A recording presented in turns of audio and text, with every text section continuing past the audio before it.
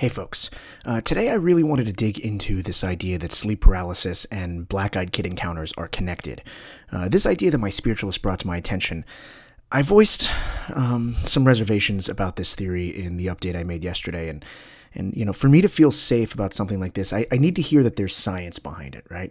And she might be knowledgeable in her field, but she couldn't answer every question that I had. She didn't even want to.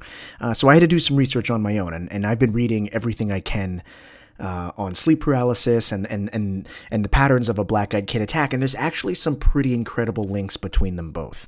So for anybody lucky enough to have never had sleep paralysis, let me just give you like a quick primer. So the REM stage of sleep is this like holy grail of sleep, right? It's like the best part. REM is where you're sleeping deepest and you're dreaming, and because you're dreaming, your body knows it isn't actually running or flying or whatever you're doing. Your body just goes into this thing called rematonia, and that's kind of the inhibition of the motor neurons to completely paralyze your body. Everyone does this, just not everybody notices.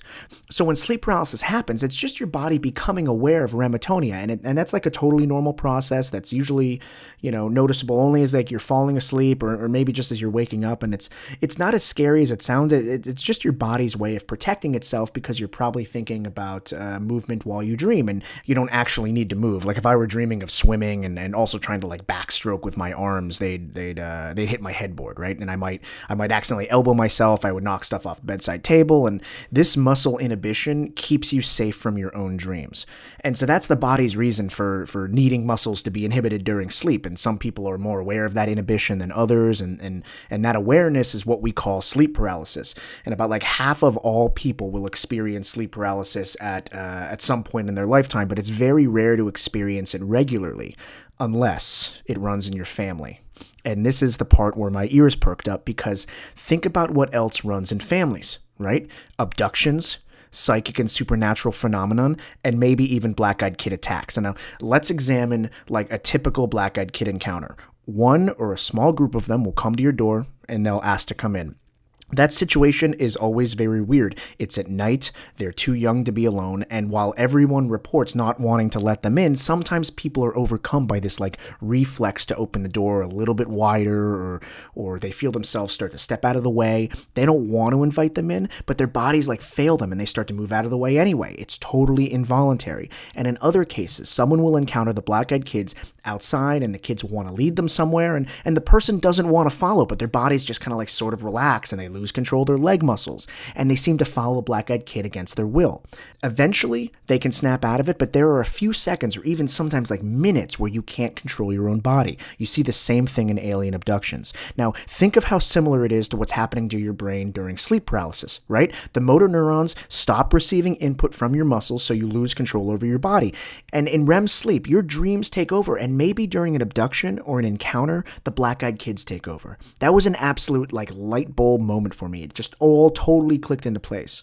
We know black-eyed kids have this sort of like psychic influence over people, and their main source of influence is controlling our muscles, so we want to walk toward them or open the door or let them into our homes. These movements are controlled by the same part of the brain that controls sleep paralysis, and basically my idea here is that they could influence us by turning on the sleep paralysis phenomenon. So here's something else that totally ties in with the black-eyed kids. Body temperature isn't regulated during REM sleep. The neurons that are supposed to activate in response to cold temperatures, they just don't. And I've seen from my trail cameras how the air gets very cold right before a black-eyed kid sighting, and sometimes it drops like 10 to 12 degrees on a warm night. And that's a great warning that a black-eyed kid is near. But if I'm simultaneously in REM sleep, or I'm like experiencing sleep paralysis, my body wouldn't feel that temperature drop at all. I wouldn't get that warning, and I'd be way more vulnerable to attack. This is incredible because this ties in everything I've been experiencing: the cold spells, the loss of muscle control, my wife sleepwalking when she's never, ever in the 10 years that I've known her, ever had that experience before. And here's where my spiritualist and I disagree, because her idea is that sleep paralysis is the cause of these black-eyed kid encounters. She thinks that they couldn't influence me at all if I weren't already in the rematonia phase of sleep. But the more research I do, the more I go back to my original hunch that they are actually a symptom, that somehow black-eyed kids are able to bypass my brain's defense systems and turn on this paralysis at any time, whether I'd previously been sleeping or not. And that would account for my lost time experiences and times when I lost control of my body and my memory when I was still awake. So the spiritualist and I have completely different theories, but I think it's awesome that we disagree because that means I have something to test. So that's where her idea for me to take sleeping pills comes in. I can't think of a better way to see if inhibiting my sleep paralysis response would also stop black-eyed kid activity. And, clearly something in my brain is connected to the activity around my home, and I want to figure out how and why. So let me walk you through some of my concerns here and some of the precautions I'm taking as well, because finally I have something to experiment with, and that means I need to do all of this very precisely. Now, first, I've never used sleeping pills before, so I'm not sure how my body would respond to them. I've been comparing all the different side effects I could possibly experience and trying to pick a brand that won't cause any other troubles. But she already told me not to take Ambien, and I know that's because it can, Ambien has this like weird side effect to actually cause sleepwalking, and that is something that I have to avoid. Because, the purpose of these pills is to put me in a state of deep sleep. So I totally bypass that window where I could be aware that I'm experiencing sleep paralysis. And, then I could see what happens on my property when I'm not contributing any like emotional energy. Our working theory right now is that my intense emotions and fear and especially the anger, it fuels the activity that I'm experiencing. And in this state, I wouldn't be able to emit any emotions during a perfect deep sleep. And that's the idea anyway.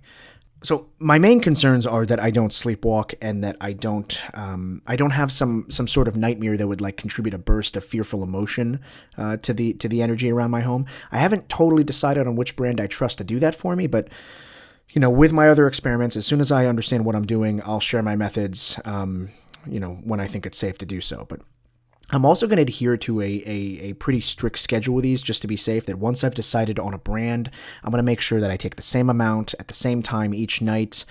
And also, just to be clear, I'm only taking exactly what it tells me to take on the package. I'm not taking like extra amounts of sleeping pills. I'm only taking what's indicated, both for my safety and for consistency, because I think the consistency here is necessary for the science, but also, for my mental health here.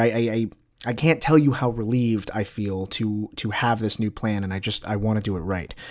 I'm also thinking about putting like a chain lock on the inside of my bedroom door too, just something new in the room that I wouldn't be able to bypass if I did sleepwalk, because, obviously when I'm sleepwalking, my body is like working on autopilot, and I know how to get out of my bed, and I know how to open my door because I'm so used to doing it. But if I change something in my house, like if there was an extra lock or maybe putting something beside my bed to trip me up, that might be able to work because I don't have practice navigating that, and that might just like pop me out of sleep. So I'm not exactly sure how to handle this, but I want to make sure that I run this experiment super safe.